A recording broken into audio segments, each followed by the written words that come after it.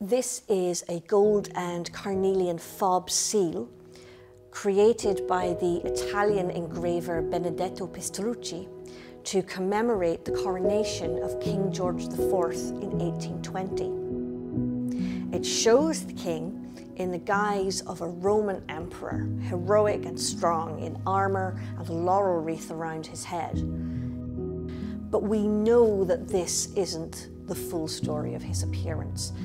We know not only from satirical images which exaggerated and mocked his appearance, but also from commentators of the day in letters, diaries and so on, that he was considered to be unfit, unwell, obese, which according to the standards of the time was considered to be a moral failing.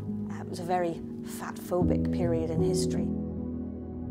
So there's an interesting disconnect here between the image of the king as he'd like to be seen and the image of the king as he actually appeared in the public eye. It's carved out of carnelian, which is a kind of deep red hard stone, very appropriate for this kind of carving. And it's mounted in this really gorgeous gold setting. The gold setting is actually engraved with a rose, a thistle, a shamrock, and those of course are the national flowers of England, Ireland and Scotland. So the setting itself is part of the story. It's not just about the portrait, it's also about the setting, constructing this image, if you like, of the patriotic, strong national leader.